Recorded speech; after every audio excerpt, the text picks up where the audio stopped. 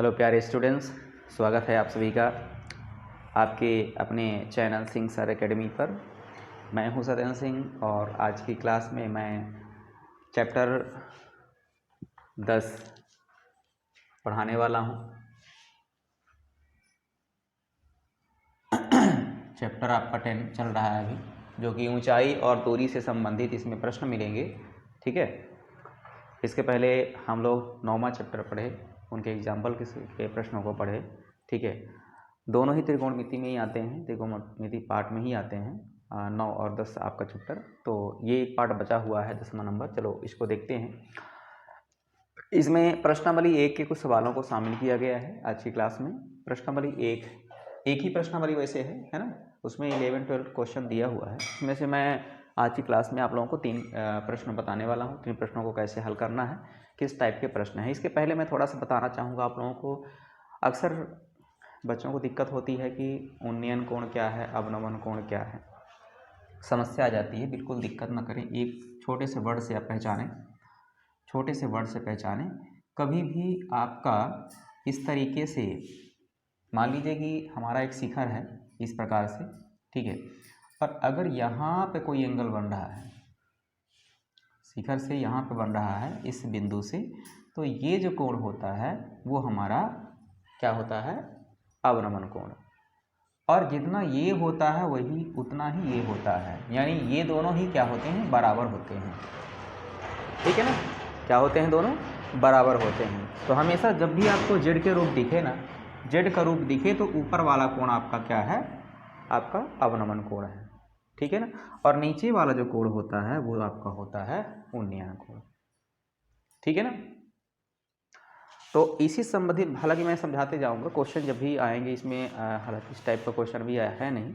ठीक है, तो यहाँ पर देखते हैं सवाल नंबर पहला को सॉल्व करेंगे। अगर उन्नयन अवनमन से संबंधित अगर कुछ ऐसा दिया होगा तो उसमें डिस्कस करते जाएंगे। ठीक है, चलिए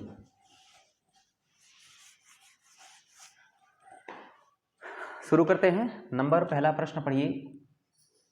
पहला प्रश्न क्या लिखा है, जमीन पर स्थित किसी बिंदु से, जमीन पर स्थित, तो क्या लिखेंगे, माना बिंदु सी से, एक बिंदु सी मान लेते हैं, कुछ भी मान सकते हो, ए बी सी कुछ भी मान सकते हो आप।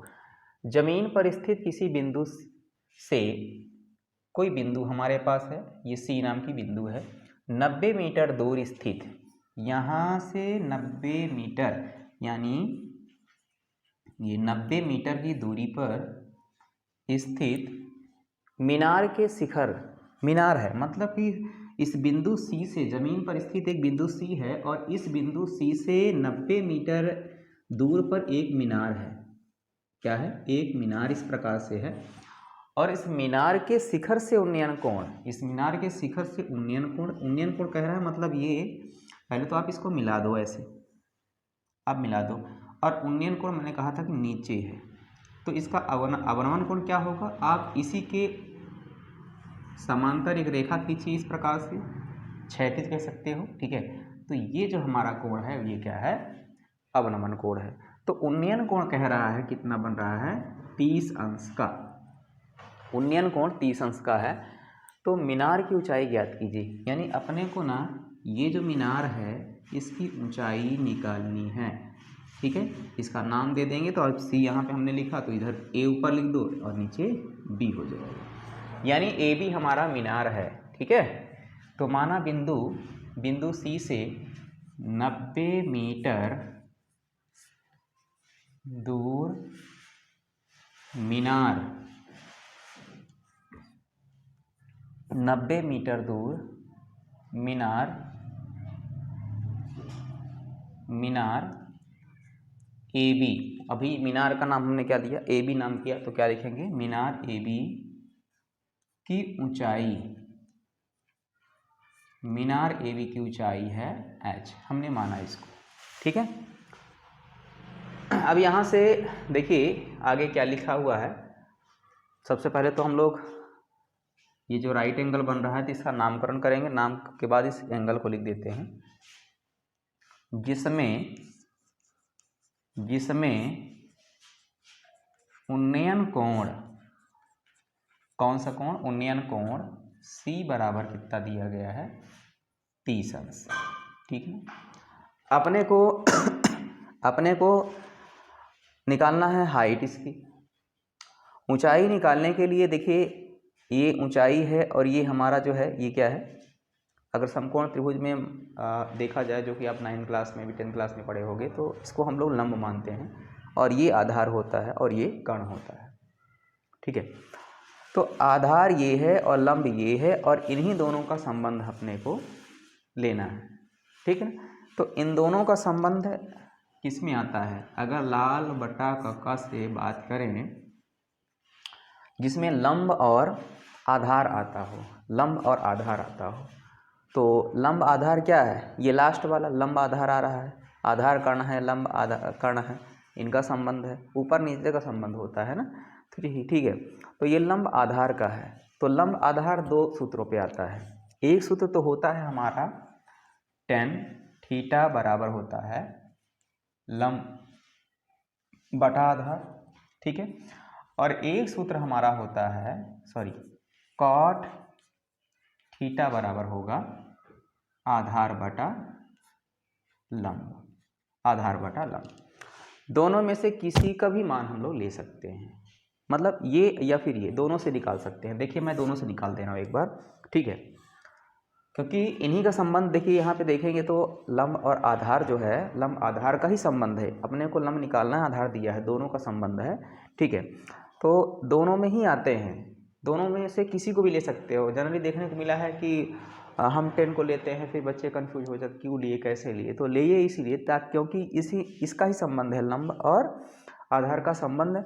लाल बटा कक्का में देखिए लंब बटे आधार दिया है या आधार बटे लंब, आप दोनों में से किसी एक को ले लो, क्योंकि इसका ये वाला रूप तब लिखना पड़ता है जब आपके पास एंगल दिया हो, जैसे 30 डिग्री दिया हुआ है थीटा का मान, और लंब आधार में से कोई एक दिया हो, एक निकालना हो तो आप लगा सकते हो। जैसे इसमें से देखो आधार दिया है, लंब निकालना है तो बिल्कुल निकाल सकते हो, और आपका एंगल दिया हुआ है। ठीक है, तो यहाँ पे इस सूत्र को रखने के बाद हम लोग लिखेंगे थीटा का मान कितना है? थीटा का मान यहाँ पे दिया है 30 डिग्री, तो 30 डिग्री लिखेंगे बराबर लंब बटे आधार। लंब का मान कितना है? लंब हम h ले सकते हैं, और आधार का मान कितना है? आधार हमारा 90 है, 90 मीटर। tan 30 का मान कितना होता है? tan 30 का मान होता है 1 बटा करनी 3 बराबर h बटा 90।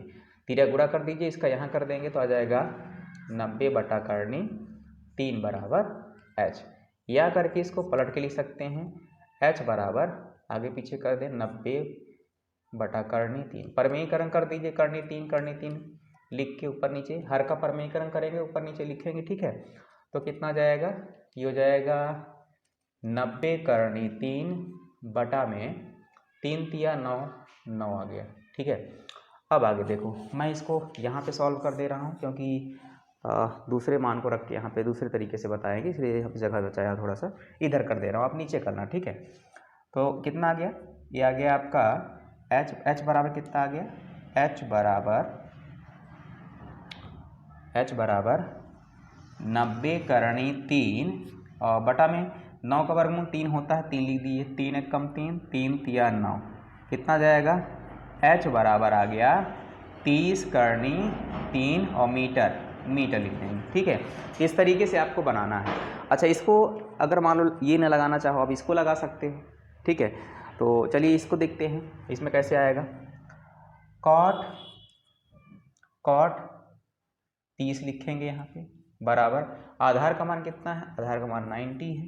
ठीक है, और लंब का मान कितना है? लंब तो हमारा h है। ठीक है, अब बताइए कॉट 30 का मान कितना होता है? कॉट 30 का मान करनी होता है 3 बराबर 90 बटा h, बटा 1 करके 3 गुणा कर लेते हैं हम लोग। इसका गुणा यहाँ करेंगे, इसका यहाँ करेंगे, कितना जाएगा? करनी 3h बराबर इसका यहाँ करेंगे, आ जाएगा 90। ठीक है, h बराबर क्या लिखेंगे? 90 और बटा में आ जाएगा करनी 3, परमेयीकरण कर लेते हैं, करनी 3 ऊपर नीचे गुणा करेंगे, हर का परमेयीकरण कर रहे हैं ना।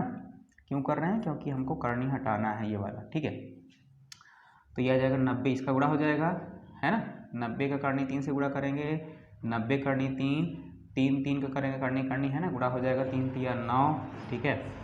h बराबर कितना आ जाएगा 90 करनी 3 बटा में 9 का वर्गमूल हो जाएगा 3, 3 एक कम 3, 3 तिया 9, कितना आ जाएगा h बराबर आ जाएगा 30 करनी 3 और ये मीटर। आप देख सकते हो दोनों में सेम आया है ना। आप ये वाला मेथड से बना लो, इससे टेल लगा के बना लो या फिर कॉट लेके बना लो, ठीक है। दोनों में से आ जाएगा, बस आपको देखना है संबंध किसका है संबंध, ठीक है। अक्सर इसमें कन्फ्यूजन होता है, हम साइन क्यों लगाओगे, साइन लगाओगे तो कि साइन का होता है लंब बटा कर्ण, सूत्र होता है ना लंब बटा कर्ण होता है। तो यहाँ पे अपने को लंब और कर्ण दोनों गायब हैं, तो कैसे निकालोगे, नहीं निकल पाएगा ना। तो अपने को आधार लेना है, आधार जो दिया हो और जो निकालना हो उससे संबंधित ही हम लोग को सूत्र लेना रहता है, ठीक है। तो ये दिया हुआ है आधार और लंब निकालना है, लंब और आधार कब लेना है, ठीक है। तो लंब आधार दोनों में आते हैं, दोनों में से किसी एक को बना सकते हो आप, ठीक है। चलो स्क्रीनशॉट लो, आगे की ओर चलते हैं। हो गया क्या, चलिए बढ़ते हैं आगे।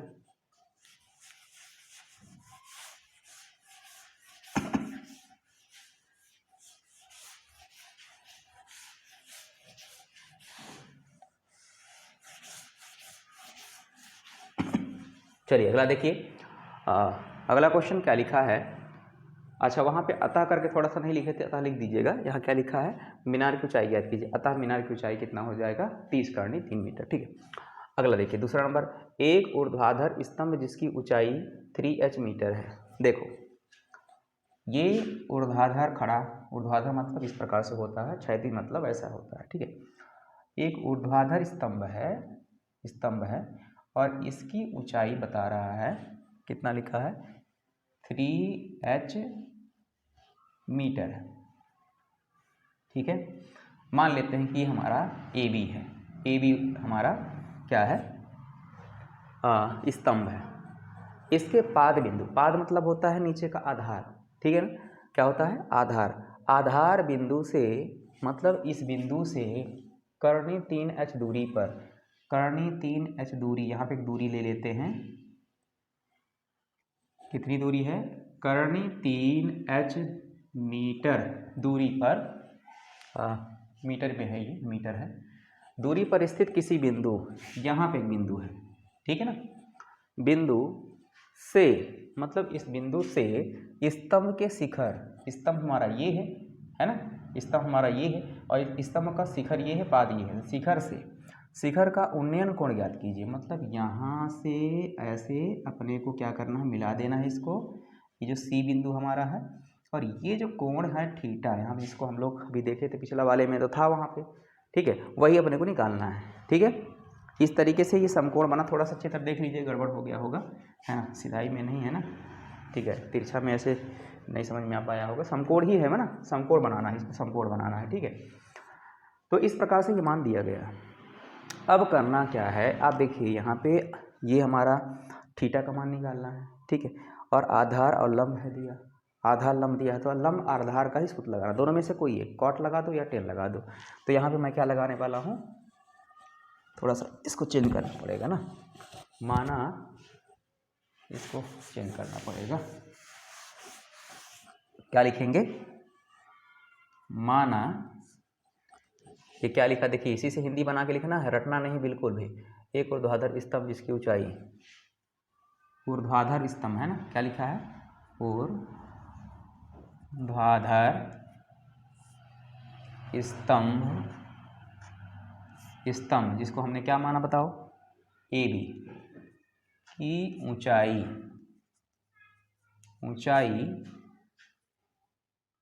बराबर कितना है 3h मीटर दिया है, क्या दिया है 3h मीटर दिया है। इसके पाद बिंदु से 3 मीटर दूर स्थित किसी बिंदु, तो क्या लिखेंगे, स्तंभ के पाद बिंदु B से, भाई पाद बिंदु क्या है B हमारा, आधार हमारा, B से बिंदु C की दूरी दूरी कितना है बताइए, करनी 3h मीटर। कितना है, करनी 3h मीटर है। ठीक है। अब आगे देखो, उन्नयन कोण निकालना है, ये उन्नयन कोण। तो क्या लिखोगे, माना उन्नयन कोण, उन्नयन कोण कोण C बराबर थीटा डिग्री। ठीक, थीटा है, थीटा मान ली। ठीक है। अब अपने क्या करना है, टेन या कॉट लगाना है। क्यों, क्योंकि आधार और लंब दिया है, इसलिए आधार और लंब का ही सूत्र लगाएंगे। तो आधार लंब से संबंधित कॉट या टेन होता है। इस बार कॉट लगा, चलो कॉट लगा देता हूँ। कॉट थीटा बराबर क्या होता है बताओ, कॉट थीटा बराबर होता है आधार बटा लंब, आधार, चलो पूरा, आधार बटा लंब। ठीक है। अब ये कॉट आपका तो सेम रहेगा, थीटा भी सेम रहेगा। आधार का मान कितना दिया है, करनी 3h, और आपका हाँ लंब का मान कितना दिया है, 3h। ठीक है। ये h तो कट जाएगा, कटेगा ना। ठीक है। अब ये आ जाएगा कॉट थीटा बराबर, कॉट थीटा बराबर करनी 3/3, करनी 3/3। अब 3 को क्या लिख सकते हैं हम लोग, मालूम है आपको, देखिए करनी 3 इंटू करनी 3 बराबर क्या होता है, 3 तिया 9, करनी 9 बराबर 3। यानी इसके स्थान पे आप ये और या फिर ये लिख सकते हो, बराबर होता है ना भाई, 3 इंटू 3, हम 3 को 3 इंटू 3 लिख सकते हैं, क्योंकि 3 तिया 9, 9 का वर्गमूल कितना 3 होता है, तो इसके बराबर है, तभी तो आया। तो यहाँ पे क्या करेंगे, हम इसको 2 बार लिख देते हैं, कॉट थीटा बराबर √3, और ये भी इसको लिख देंगे √3 इंटू, पूरा चीज लगा लेते हैं, √3।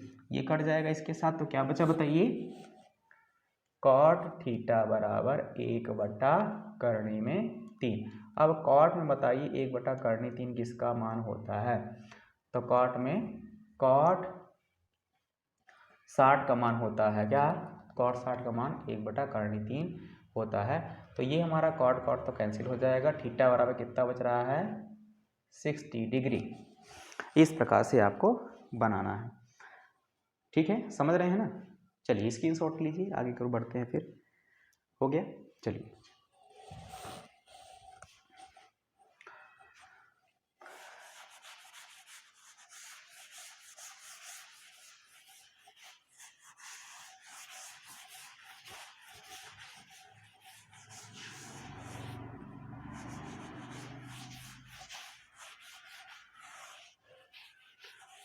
चलिए तो अंतिम प्रश्न देखते हैं, तीसरा नंबर प्रश्न।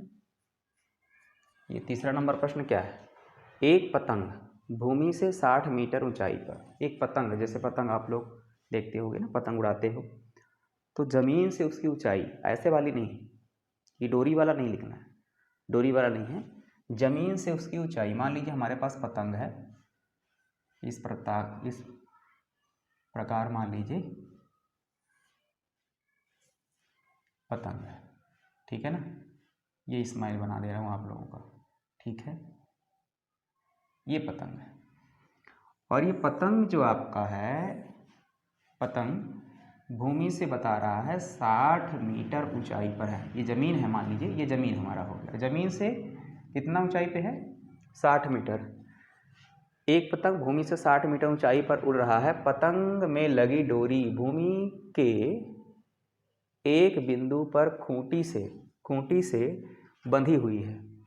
मतलब इस पे डोरी लगी होगी भाई, ऐसे डोरी लगेगी ना, ऐसे तो रहेगा नहीं पतंग, तो डोरी तो हमारी इस प्रकार से होगी, ऐसे तिरछी होगी ना, इस प्रकार से डोरी होगी ना, देख लेना थोड़ा तिरछा आ जा रहा है ना। आप बनाते समय स्केल का इस्तेमाल करोगे। ये इस प्रकार से डोरी है और भूमि पर ही किसी खूंटी से बंधी हुई है। यहाँ पे मान लो खूंटी है, ये खूंटी हो गई हमारी, ये खूंटी हमारी हो गई, खूंटी से बंधी हुई है, ठीक है।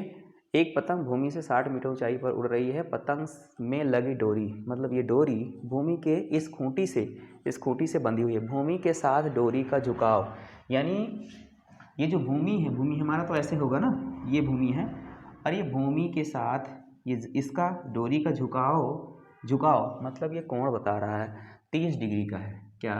30 डिग्री का है। तब यह माना गया कि डोरी पूर्णतः तनी हुई है। ये तना हुआ है, कहीं ढीला नहीं, पूरा तना है, सीधा है, ठीक है, तना हुआ है। उसकी लंबाई ज्ञात कीजिए। मतलब इस बार ना हमको ये नहीं निकालना है, अपने को डोरी की लंबाई ये निकालनी है। अब आप ये बताओ कि लंब और ये लंब और ये कर्ण, इसको कर्ण बोलते हैं ना समकोण के लिए, ठीक है। तो लंब और कर्ण से संबंधित कौन सा फार्मूला है? तो ये देखिए लंब कर्ण का तो ये है ना, आधार और कर्ण, ये आधार कर्ण है, ये तो लंब आधार है, ये लंब और कर्ण है। लंब कर्ण का दो सब फार्मूला है। एक तो होता है साइन थीटा बराबर होता है लंब बटा कर्ण, और एक होता है कॉसेक थीटा बराबर कर्ण बटे लंब। भाई साइन का उल्टा कॉसेक होता है, कॉसेक उल्टा ये होता है साइन। तो लंब बटा कर्ण हमारा साइन है और कर्ण बटा लंब हमारा, तो दोनों में से किसी एक को लगा सकते हो। मैं साइन को ही लगा दे रहा हूँ, ठीक है।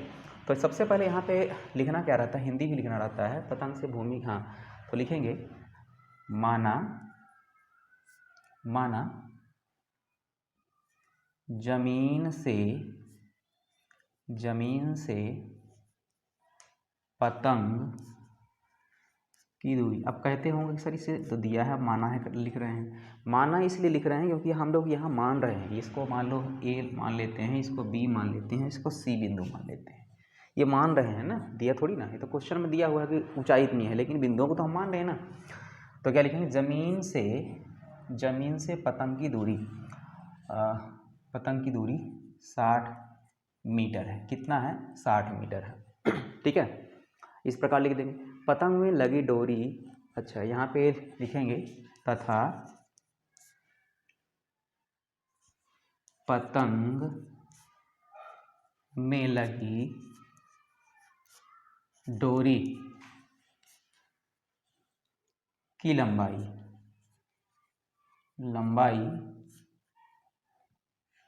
L मीटर मान लेते हैं, ठीक है। कोण C बराबर मान लेते हैं 30 अंश। कोण C बराबर हमारा हो गया 30 अंश। यहाँ देखो कोण C, ये C बिंदु है ना, ये C जो खूंटी है ना, जो खूंटी से बंधा हुआ पतंग, तो C है। और यहाँ पर कोण C का मान कितना है? 30 डिग्री है। उन्नयन कोण है ये, ठीक है। उन्नयन कोण लिख सकते हो आप, उन्नयन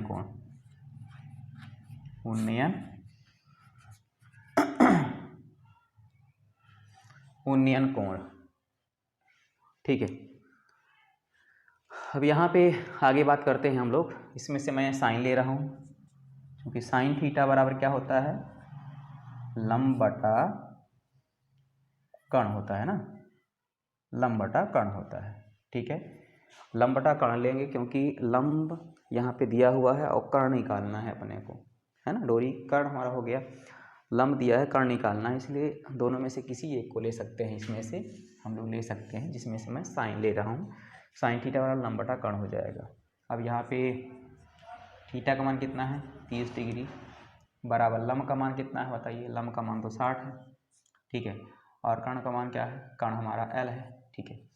अब साइन 30 का मान बताइए। साइन 30 का मान कितना होता है? 1/2। बाकी ये 60/L तो सेम रहेगा। क्रिया गुणा करेंगे, इसका यहाँ करेंगे, इसका यहाँ करेंगे, तो आ जाएगा L। इसका यहाँ करेंगे, कितना आ जाएगा? 2 गुणा 60, यानी L बराबर कितना आ जाएगा? 6 दूनी 12, 120 मीटर आ गया। क्या आ गया? 120 मीटर आ गया। इस प्रकार